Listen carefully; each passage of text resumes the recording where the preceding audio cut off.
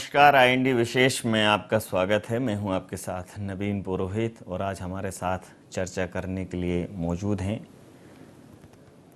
भोपाल के पूर्व महापौर आलोक शर्मा जी।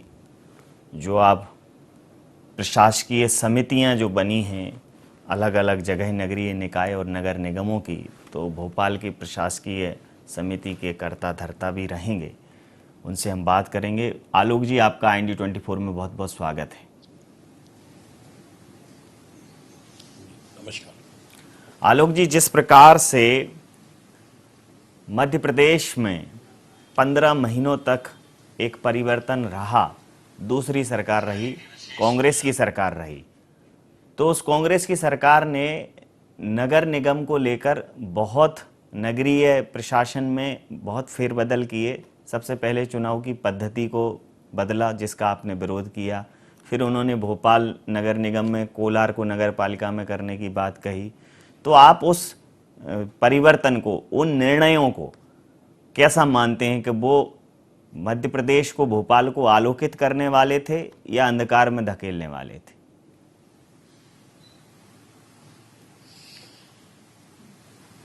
देखिए, मध्य प्रदेश में दुर्घटना बस कांग्रेस की कमलनाथ सरकार बनी जी। और इसके बाद जिस प्रकार से निर्णय कांग्रेस की कमलनाथ सरकार ने किए जी। उससे कहीं ना कहीं विकास के कार्य पूरे मध्य प्रदेश में अवरुद्ध हो गए जी। जी। और जितने विकास के काम चल रहे थे उनको रोक दिया गया, उस पर राजनीति होने लगी जी। और ये ठीक निर्णय मध्य प्रदेश की जनता के हित में नहीं थे, भोपाल की जनता के हित में नहीं थे। हमने उसका हर स्तर के ऊपर विरोध किया था। जी। जैसा कि आपने कहा कि ये निर्णय उनके हित में नहीं थे, कुछ भी मानिए इसको, चाहे राजनीतिक घटनाक्रम मानिए, चाहे समय की मांग मानिए या परिस्थितियां मानिए, लेकिन आज फिर भोपाल नगर निगम आपके नेतृत्व में काम करेगा। नगर निगम या नगरीय जो निकाय होते हैं वो कहीं ना कहीं आम जनता तक, आम जनता के जीवन तक जुड़े होने वाले होते हैं, उनकी रोज़मर्रा की ज़रूरतों से जुड़े होते हैं। तो वर्तमान में जो महामारी का सामना पूरा प्रदेश कर रहा है, खासकर इंदौर और भोपाल, तो अब जवाबदेही ज़्यादा है। जैसे ही ये आदेश आप तक पहुंचा, ये नया जो आपको कार्यभार मिला है, तो क्या कुछ तैयारियां हैं इस कोविड-19 की रोकथाम के लिए? देखिए, हमें 2015 में भोपाल की जनता जनार्दन ने भोपाल के प्रथम सेवक के रूप में काम करने की जवाबदारी दी थी। हमने पूरी भोपाल की जनता जनार्दन का आदेश का पालन करते हुए उस जिम्मेदारी का निर्वहन किया। 5 साल तक हमने भोपाल में नगर सरकार के माध्यम से भोपाल की जनता की सेवा की। आज मध्य प्रदेश में भारतीय जनता पार्टी की सरकार बन गई है और मध्य प्रदेश के यशस्वी, लोकप्रिय और संवेदनशील मुख्यमंत्री आदरणीय शिवराज सिंह चौहान जी ने 23 मार्च को शपथ ली और शपथ लेते ही वे कोरोना जैसी एक बड़ी महामारी जो आज पूरे मध्य प्रदेश में है, हमारे शहर में है, देश दुनिया में है, और उसकी लड़ने के लिए वे पूरी टीम के साथ वे मैदान में उतर चुके। और मैदान में उतरने के साथ ही वे 17 से 18 घंटे काम करके इस बीमारी से लड़ने के लिए, इस बीमारी को मध्य प्रदेश से भगाने के लिए भरपूर प्रयास कर रहे हैं। मैं माननीय मुख्यमंत्री जी को बहुत बहुत धन्यवाद देना चाहता हूं कि उन्होंने चूंकि एक सही समय पे सही निर्णय लिया कि नगरीय निकाय सीधे जनता से जुड़े हुए होते हैं और जो पूर्ववर्तीय हमारी चुनी हुई परिषद थी उसमें से उन्होंने प्रशासकीय इस प्रकार की कमेटी बनाने का निर्णय लिया है और उसकी अभी गाइडलाइन क्या होगी, उसका स्वरूप क्या होगा, वो अभी सामने नहीं आया है। और जैसे ही इसका स्वरूप सामने आएगा कि उसमें किस प्रकार से हम लोगों को काम करना है, उसका बेहतर तरीके से हम निर्वहन करके हम भोपाल की जनता की सेवा करेंगे और कोरोना से लड़ने के लिए हर स्तर पे हम लोग पूरा प्रयास करेंगे। भोपाल की जनता जनार्दन का हम लोग सहयोग करेंगे, समाज के बीच में लाएंगे और जो भी लॉकडाउन के जो नॉर्म्स है उसका पूरी तरीके से पालन करने के लिए जनता के बीच में उतरेंगे। क्योंकि लोकल बॉडी जो होती है वो कहीं ना कहीं चाहे पार्षद हो, चाहे महापौर हो, नगर निगम के अध्यक्ष हो, नगर पालिका के अध्यक्ष हो, नगर पंचायत के अध्यक्ष हो, उनका सीधा जुड़ाव जनता से रहता है और जनता के जो बेहतर से बेहतर सुझाव हमको मिलेंगे उसको हम अधिकारियों से साथ बैठकर चर्चा करके रणनीति बनाकर उसका निराकरण करके हम बेहतर से बेहतर जनता जनार्दन की सेवा करने का कार्य करेंगे। बिल्कुल ठीक आपने कहा कि जो लोकल बॉडीज़ होती हैं वो कहीं ना कहीं जनता से एक क्लोज कनेक्टिविटी में रहती हैं।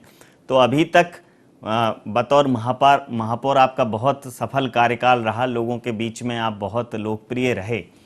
इस बीच में जब कहीं ना कहीं सिर्फ और सिर्फ प्रशासनिक अमला काम कर रहा था, लोगों को एक राजनीतिक नेतृत्व की दरकार लग रही थी कि कोई एक जनप्रतिनिधि ऐसा हो जो नगरीय निकायों के साथ, उस प्रशासनिक अमले के साथ और जनता के बीच में एक कोऑर्डिनेशन का काम कर सके, एक सेतु का काम कर सके। चूँकि परिस्थितियाँ ऐसी थीं कि न तो नगरीय प्रशासन मंत्री हैं, हर व्यक्ति मुख्यमंत्री को अप्रोच नहीं कर सकता, तो एक स्थानीय जनप्रतिनिधि की, एक ऐसे व्यक्ति की जो उनसे रोज़ मिलता हो, उसकी ज़रूरत महसूस हो रही थी। तो अब आपको क्या लगता है कि जैसे ही ये स्वरूप में आ जाएगा, लोग वैसे भी आपको पहले से संपर्क कर रहे होंगे, लेकिन जब ये स्वरूप में आ जाएगा तो जो नगरीय निकायों द्वारा आम जनता को दी जाने वाली सुविधाएं हैं वो और सरल और सहज और प्रभावी होंगी? निश्चित रूप से वो और बेहतर तरीके से उसको हम संपादित करेंगे, जनता के बीच में जाएंगे, उनसे संवाद भी करेंगे, चर्चा भी करेंगे और जो सोसाइटी का, समाज का, रहवासी संघों का जो फीडबैक मिलेगा उस पर हम पूरी तरीके से अमल करके भोपाल की जनता की सेवा करने का कार्य करेंगे। जी, कांग्रेस इस निर्णय को कह रही है कि असंवैधानिक निर्णय है और इसके खिलाफ वो माननीय न्यायालय में जाएगी और इसके विरोध में जो है रिट प्रस्तुत करेगी, प्रकरण कराएगी अपना दर्ज वहाँ। मैंने पहले भी कहा कि दुर्घटनावश सरकार बनी थी और 15 महीने का मध्य प्रदेश की जनता जनार्दन ने उनका कार्यकाल भी देखा है। उनका आचरण, उनका व्यवहार, उनकी कार्य प्रणाली, किस प्रकार से ट्रांसफर उद्योग चालू हो गए थे, किस प्रकार से रेत माफिया सक्रिय थे, ये सब कुछ बताने की आवश्यकता नहीं है। मैं समझता हूं कि हम तो हमेशा कहते हैं कि नगरीय निकायों में अगर 74 अमेंडमेंट हुआ था और उसका सबसे ज्यादा अगर पालन अगर कहीं देश में हुआ है तो हमारे मध्य प्रदेश के अंदर हुआ है। और जब नगर निगम का 5 वर्ष का पूरा कार्यकाल होने वाला था, इसके पहले ही आपको अधिसूचना जारी करनी थी, नगर निगम के चुनाव के तैयारियां आपको करनी थी। ये चुनाव की तैयारी कांग्रेस की कमलनाथ सरकार ने क्यों नहीं की? आज हार के कहीं ना कहीं डर के कारण आप लोग भाग रहे थे, क्योंकि मध्य प्रदेश की 16 की 16 नगर निगमों में भारतीय जनता पार्टी के महापौर थे और भारतीय जनता पार्टी के महापौरों ने अपने शहर की भौगोलिक और सामाजिक दृष्टि से जो भी उन्होंने विकास के काम किए थे उसमें कहीं ना कहीं कांग्रेस की नगर निगम चुनाव में बुरी तरीके से पराजय होती, हार का स्वाद उनको चखना पड़ता, इसलिए उन्होंने चुनाव नहीं कराए। आज मैं समझता हूं कि कांग्रेस हमेशा राजनीति करती है, राजनीति कांग्रेस को नहीं करना चाहिए। मध्य प्रदेश में भारतीय जनता पार्टी की शिवराज सिंह चौहान की सरकार राजनीति नहीं कर रही है। इस समय दुनिया, देश, हमारा प्रदेश, हमारा भोपाल शहर एक बड़े कोरोना जैसे संकट आया है, उसकी लड़ाई को हम लोग लड़ रहे हैं। कांग्रेस उसको राजनीति करना चाहती है। देखिए, नगर निगम अगर उसका संचालन करना है तो नगर पालिका अधिनियम 1956 एक्ट बना हुआ है और एक्ट के तहत ही सरकार आदेश निकालेगी और उसका पालन करेगी। और मैं समझता हूं कि कांग्रेस के कतिपय नेताओं को इसमें राजनीति नहीं करना चाहिए। और एक कोरोना का जो बड़ा संकट आया उसमें सब लोगों को, तमाम राजनीतिक विचारधाराओं से ऊपर उठकर सरकार का भी सहयोग करना चाहिए और खुद को भी सहयोग करके इस लड़ाई से लड़ना चाहिए। तो मैं समझता हूं कि वो बेहतर होगा। जी, आलोक जी, इसे शिवराज जी का आत्मबल कहें, दूरदर्शिता कहें, पूर्वानुमान कहें, आत्मविश्वास कहें, क्या संज्ञा दें ये आप ज़्यादा बेहतर समझेंगे। आप शिवराज जी के विश्वस्त सिपह सलारों में से एक हैं। जैसे ही सरकार गई तो शिवराज जी के जो स्टेटमेंट थे, टाइगर जिंदा है, टाइगर वापस आएगा, और वो उसकी परिणति हो गई। लेकिन अब कांग्रेस भी ये कह रही है कि अगले 15 अगस्त पर कांग्रेस के मुख्यमंत्री के तौर पर कमलनाथ जी फिर से ध्वजारोहण करेंगे। तो ये जो पूर्वानुमान है, ये जो आत्मबल है, आत्मविश्वास है, ये कांग्रेस किस आधार पर कह रही है? देखिए, सपने देखना कोई बुराई नहीं है, उनको सपने देखना चाहिए जी। मैं समझता हूं कि मध्य प्रदेश के इतिहास में रविशंकर शुक्ला जी हों, द्वारका प्रसाद मिश्रा हों, कैलाश नाथ जी काटजू हों, वीरेंद्र कुमार शुक्ला जी, कई मध्य प्रदेश के मुख्यमंत्री रहे, पर मैंने मध्य प्रदेश के इतिहास में कमलनाथ जी जैसा मुख्यमंत्री नहीं देखा। उनका कहीं जनता से सीधा जुड़ाव नहीं था, उनको मध्य प्रदेश के शहर ही नहीं मालूम, मध्य प्रदेश के जिलों में उनको मोहल्ले नहीं मालूम, कभी वे मध्य प्रदेश की जनता के बीच में गए ही नहीं। सुबह 10 बजे से रात को 10 बजे तक वल्लभ भवन में बैठे रहते थे। वे जनता की, वे किसानों की, वे युवाओं की, वे समस्याओं को जानते नहीं। हम तो भोपाल के प्रथम सेवक के रूप में काम करते हैं, उनको मालूम ही नहीं है शाहजहानाबाद कहाँ है, उनको मालूम ही नहीं था कि कोई फिदा कहाँ है, उनको मालूम ही नहीं है कि अरेरा कॉलोनी कहाँ है। केवल छिंदवाड़ा से उन्होंने राजनीति की और कलकत्ता में वो उद्योगपति रहे और उत्तर प्रदेश में कानपुर में उनका जन्म हुआ, केवल इतना ही रहा। मुझे लगता है कि शिवराज सिंह चौहान मध्य प्रदेश की में उन्होंने बचपन से यहाँ उनका जन्म हुआ है और यहाँ पे वे उन्होंने बहुत संघर्ष किया है और वे इसीलिए आज वे मध्य प्रदेश में आंधी नहीं तूफान शिवराज सिंह चौहान के नाम से वे जाने जाते हैं। बच्चियों में एक मामा के रूप में अपने कार्यकाल में एक उन्होंने एक अलग अपनी पहचान बनाई है और जैसे ही मध्य प्रदेश के मुख्यमंत्री के लिए उनका नाम पुनः हमारा विधायक दल ने अपना संगठन ने फाइनल किया, पूरे मध्य प्रदेश में कार्यकर्ताओं में, जनता में एक खुशी की लहर रही कि कम से कम भ्रष्टाचारियों की सरकार तो गई है। एक अच्छे व्यक्ति को, एक अच्छे नेतृत्व करने वाले व्यक्ति को ये जिम्मेदारी मिली है और वे काफी संवेदनशील है और बेहतर तरीके से कोरोना की लड़ाई को वे लड़ रहे हैं और मुझे उम्मीद ही नहीं, पूर्ण विश्वास है कि उनके नेतृत्व में बहुत ही जल्दी हम मध्य प्रदेश से कोरोना को भगाने में सफल होंगे। आलोक जी, हमारे देश के प्रधानमंत्री ने एक आह्वान किया जब प्रथम लॉकडाउन का चरण था कि भाई आप अपने घर से जो है जो कोरोना वॉरियर्स हैं उनके सम्मान में ताली थाली या जो भी घंटी, जो भी वादन आप कर सकते हैं, शंख ध्वनि, उनके सम्मान में एक ध्वनि पैदा कीजिए, करतल ध्वनि हो, कुछ भी हो। पूरा देश एक सूत्र में खड़ा हो गया। फिर उन्होंने दोबारा रोशनी की कहा कि एक दिया जलाइए, टॉर्च जलाइए, मोबाइल का फ्लैश जलाइए, लेकिन एक रोशनी कीजिए, उम्मीद की रोशनी। एक मनोवैज्ञानिक आधार निश्चित रूप से इसका हो सकता है। कई मनोवैज्ञानियों से चर्चा करने के दौरान आया कि इससे प्रेरणा मिलती है, लेकिन कांग्रेस ने कहा कि सिर्फ इससे क्या होगा। उन्होंने कहा कि पर्याप्त व्यवस्थाएं नहीं है। आपकी प्रतिक्रिया जरूर चाहूंगा इस पर।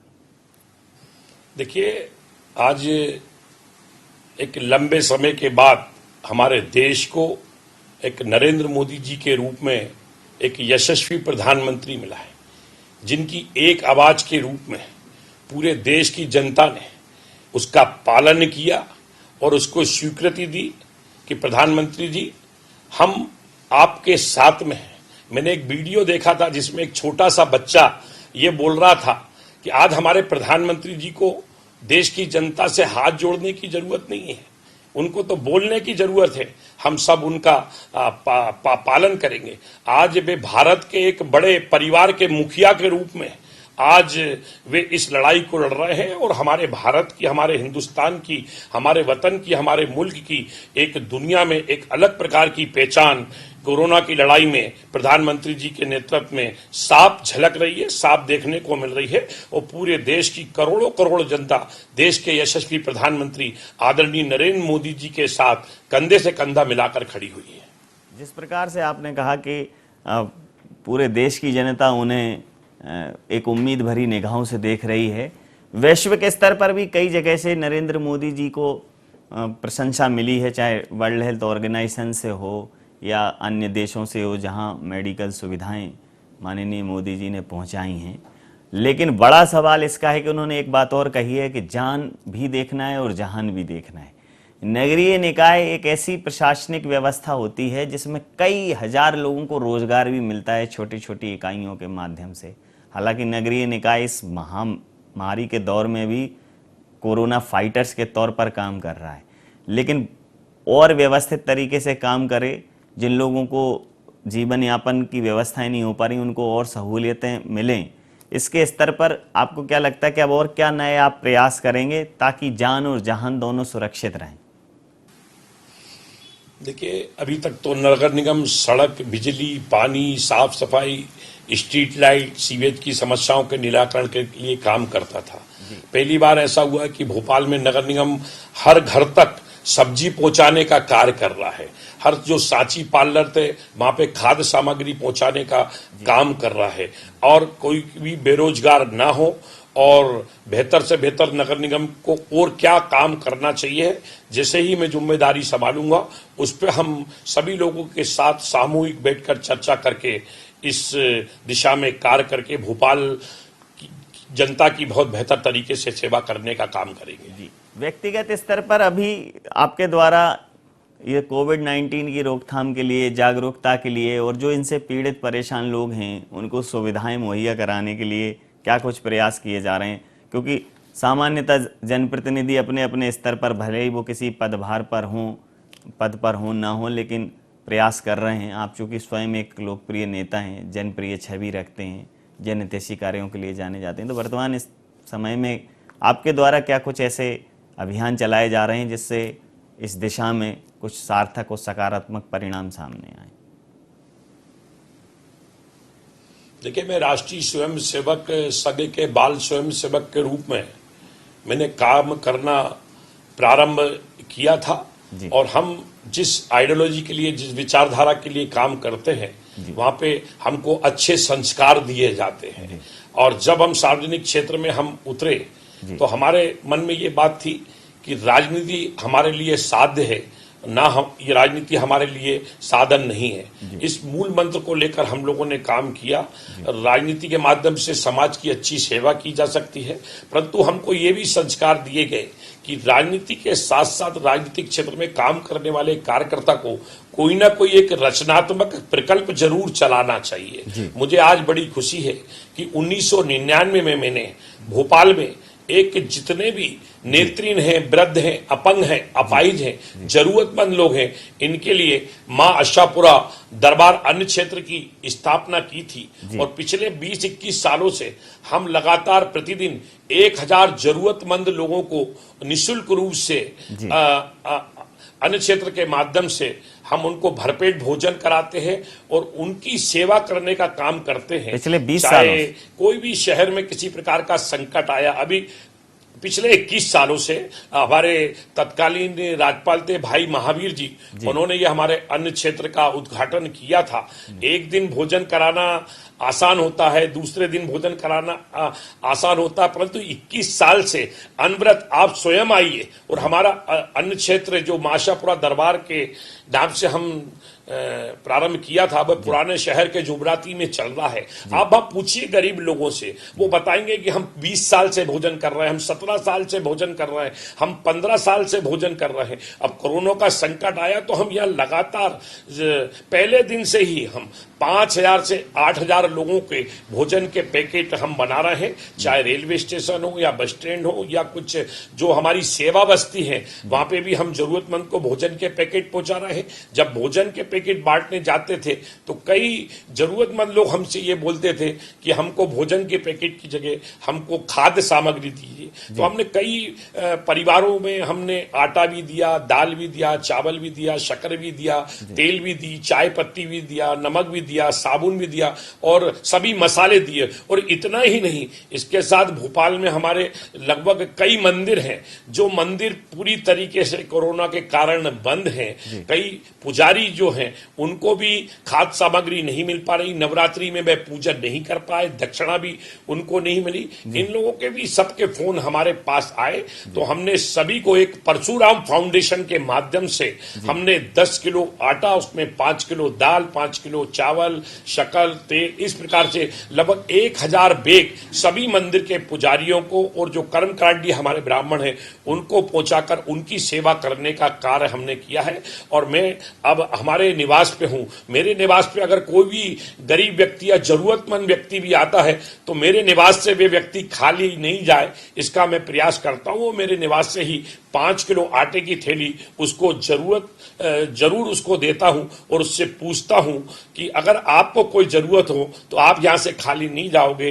अगर मैं आपके इस संकट के समय कुछ बेहतर सेवा कर पाया तो मैं भगवान की सेवा ही करूंगा और भगवान मुझे शक्ति दे कि मैं आप लोगों की सेवा इसी प्रकार से करते रहूं। और भगवान से यह भी प्रार्थना करूंगा इस प्रकार का संकट दुनिया और देश और प्रदेश और हमारे शहर में पुनः कभी नहीं आए। हम सभी लोग मिलजुल कर एकजुट होकर इस संकट के समय सरकार के साथ में खड़े रहें, नगर सरकार के साथ में खड़े रहें और देश के प्रधानमंत्री जी के साथ खड़े रहें। और मुझे उम्मीद ही नहीं, पूर्ण विश्वास है कि जो कोरोना के कर्मी योद्धा हैं वो उनके साथ पूरा समाज उनका स्वागत करता है, उनका वंदन करता है कि ऐसे संकट के समय वे अपनी सेवाओं का, अपनी ड्यूटी का जिम्मेदारी के साथ निर्वहन कर रहे हैं। जी, खबरों की रफ्तार में ये खुशियों भरी खबरें कैसे छूट गईं, हमें खुद भी इस पर मनन करना होगा। और निश्चित रूप से आशापुरा अन्य क्षेत्र का भ्रमण भी हमारी टीम करेगी, क्योंकि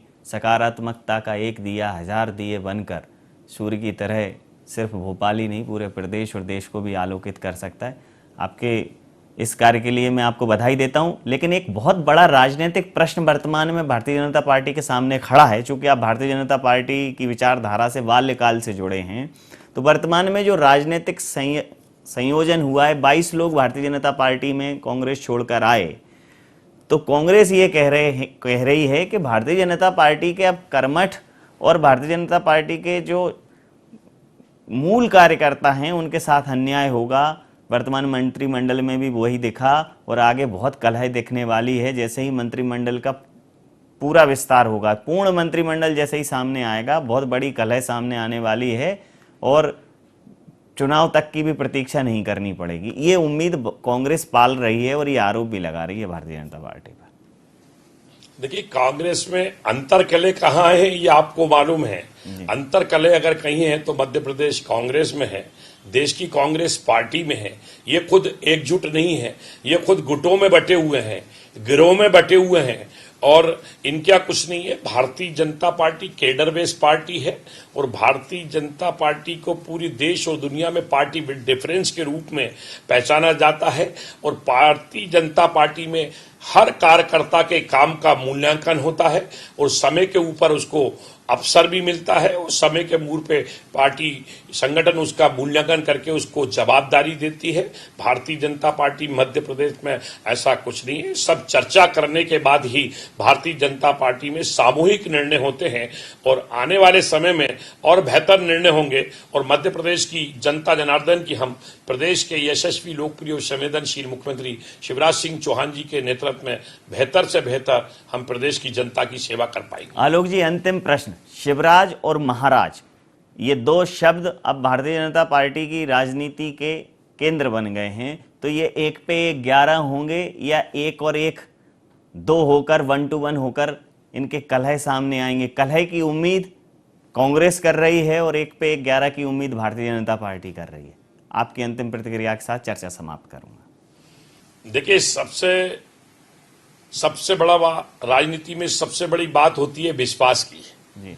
दोनों अपने वरिष्ठ नेता हैं, दोनों को एक दूसरे के ऊपर विश्वास है और निश्चित रूप से 1 पे 11 बन के ये जोड़ी मध्य प्रदेश में बहुत ही जल्दी जो उपचुनाव होने वाले हैं, उस चुनावों में ये जोड़ी निश्चित रूप से एक अच्छा करिश्माई प्रदर्शन करेगी और इन उपचुनाव में जिन सीटों के ऊपर चुनाव होगा वहां पे पुनः कमल का फूल खिलेगा और मध्य प्रदेश में पुनः भारतीय जनता पार्टी का विजयश्री का वर्ण होगा। जी, बहुत बहुत धन्यवाद आलोक जी, हमसे जुड़ने के लिए, बात करने के लिए, अपना कीमती समय देने के लिए।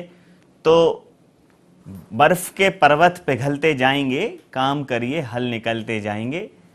काम करना ही भारतीय जनता पार्टी के जो मूल कार्यकर्ता है उसका ध्येय है, चाहे उसके पास पद हो या उसके पास पद नहीं हो।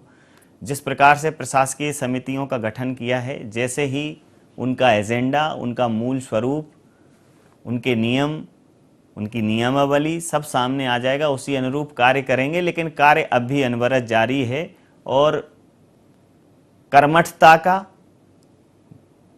जिजीविषा का, मेहनत का, परिश्रम का, जनसेवा का जो आलोक है वो निश्चित रूप से कोरोना के अंधेरे को दूर करेगा। IND विशेष में इतना ही। आप बने रहिए IND 24 के साथ और देखते रहिए IND 24। नमस्कार।